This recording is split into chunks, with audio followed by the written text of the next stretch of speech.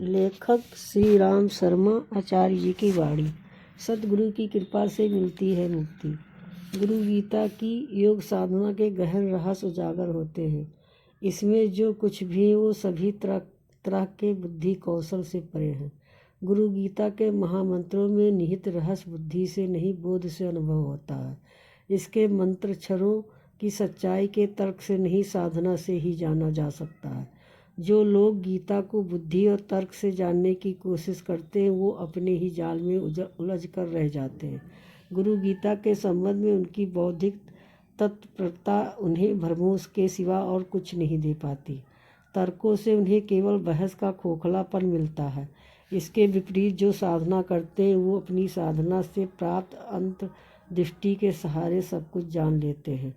गुरु गीता की रहस्य कथा में अंतर्दृष्टि के रहस्यों की श्रृंखला स्पष्ट होती रहती है।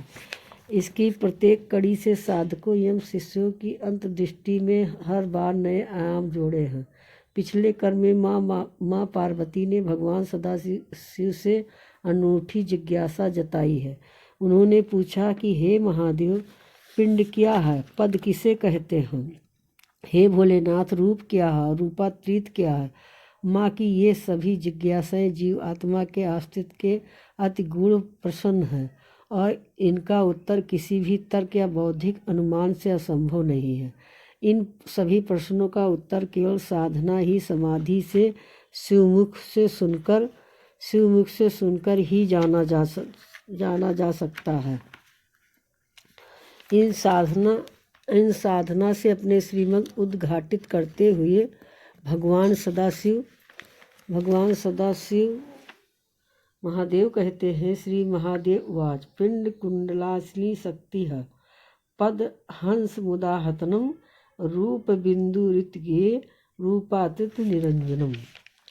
पिंडो मुक्ता पदे मुक्ता, रूपे मुक्ता वरानने, रूपातीर्थे ये मुक्तास्ते, मुक्त नामास संसाये नमः।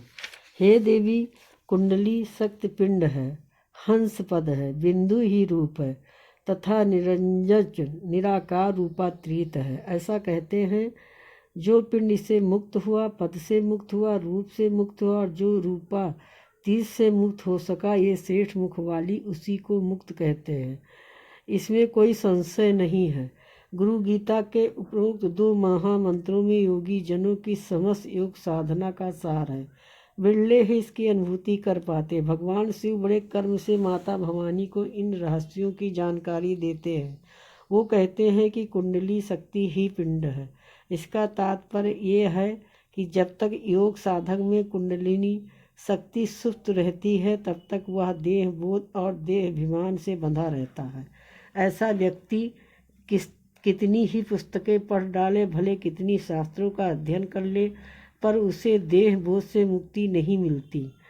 इनके पास तर्क तो होते हैं पर बोध नहीं होता। ये बातें कितनी ही ऊंची क्यों न करें, पर वो वासनाओं की कीचड़ और कलुष से मुक्त नहीं हो पाता। उसे ये मुक्ति मिलती है कुंडलिनी शक्ति से, जागरण से। कुंडलिनी के जागृत होते ही कीचड़ धुलने लगती है, कुछ संस्कारों की काई छटकने लगती है और तब उसे अनुभव होता है कि देह से परे भी उसकी सत्ता है। इसी तरह ऐसा साधक कुंडलानी के जागरण एवं ऊर्ध्वगमन के ही साथ ही पिंड से मुक्त हो जाता है। परंतु ये मुक्ति का पहला चरण है। इसके आगे की यात्रा सब असंभव होती है। जब ये पद को पहचानता है, प्राण रूप हंस की सूक्ष्मताओं एवं विचित्रताओं से परिचित होता है, देह में जितने बंधन हैं उसे सबके सब स्थूल है, परंतु प्राण की प्रकृति देह की तुलना में सूक्ष्म है। इस प्राण को भली भांति जान लेने पर, इसे अपनी साधना के स्थित कर लेने पर उसे पद मुक्ति के रूप में मुक्ति के दूसरे चरण का अनुभव होता है। इस अवस्था में पहुँचे हुए योगी को वासनाएं सताती, कुछ संस्कारों की कीचड़ उसे कुलसित नहीं करती। वो भय से सर्वथा मुक्त हो जाता है। परंतु यही से उसके जीवन में सिद्धियों का सिलसिला प्रारंभ होता है। प्रकृषित प्राण एवं पारदर्शी मन उसमें अनेक अलौकिक विभूतियों को जन्म देते हैं। हालांकि इसमें स्थूल जैसा कुछ भी नहीं होता, परंतु इनके प्रयोग एवं परिणाम से सूक्ष्म अभिमान तो जागता ही है। इनसे छुटकारा इतना आसान नहीं है। यह तो योग साधक को केवल आत्म साक्षात्कार के बाद ही उपलब्ध होता है, किंतु यही तभी होता है जब इसे बिंदु रूप आत्म ज्योति का दर्शन हो। ये दर्शन ही आत्म साक्षात्कार है। जो योग साधक इस आत्म रूप का साक्षात्कार करता है, वही मुक्ति के अगले चरण यानी कि रूप मुक्ति का आनंद उठा सकता है। योग साधक ही ये अवस्था पूर्ण द्वंद्वातीत होती है। ना यहाँ सुख होता, ना है दुख। किसी तरह के सांसारिक लौकिक कष्ट उसे कोई पीड़ा नहीं देते, गुण गुणों में बसते हैं। इस सत्य का अनुभव उसे यही अवस्था में होता है। उपनिषदों में इसी को अंगुष्ठ मात्र आत्मज्योति का साक्षात्कार कहा गया है। इस ज्योति के दर्शन मात्र से योग साधक को रूप स्वयं का ज्ञान आत्मरूप में स्थिति की प्राप्ति हो जाती है। एक अवस्था का सच एक ऐसा सच है जिसे अनुभवी ही जानते हैं, वही इसका सुख एवं आनंद भोगते हैं। मुक्ति की ये अवस्था पाने के बाद भी भेद बना रहता है। जीव सत्ता एवं परमात्म सत्ता के बीच पारदर्शी दीवार बनी रहती है, कुछ वैसा ही जैसा कि लैंप ज्योति एवं देखने वाले के बीच शीशा आ खड़ा होता है। देखने वाला ज्योति को देखता है, परंतु इसे छू नहीं सकता, इसमें समा नहीं सकता। कुछ इसी तरह आत्म ज्योति में स्थिर हो जाने के बाद जीव सत्ता को परमात्मा की अनुभूति तो होने लगती है, परंतु भेद करने वाली पारदर्शी दीवार नहीं रहती। वो अवस्था आनंददायक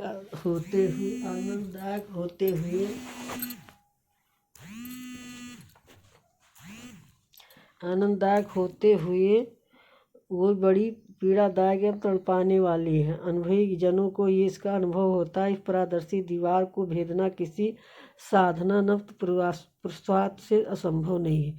कोई भी योग साधना किसी तरह की तकनीक से कार्य नहीं हो सकता। इसके लिए तो बस भक्ति की पुकार, भगवान की कृपा का मेल चाहिए। शिष्य की तड़पण सतगुरु की कृपा से ये दीवार ढहती गिरती है।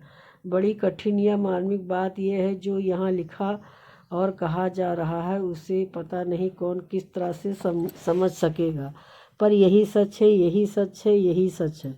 जिसे अपने गुरु की ये कृपा मिल सकती है, उसी को रूपातीत निरूपण का ज्ञान होता है, और फिर इसी के साथ वह स्वयं भी रूपातीत एवं निरूपित हो जाता है। यही संपूर्ण मुक्ति है। सद्गुरु की अपने शिष्य पर अनूठी कृपा है।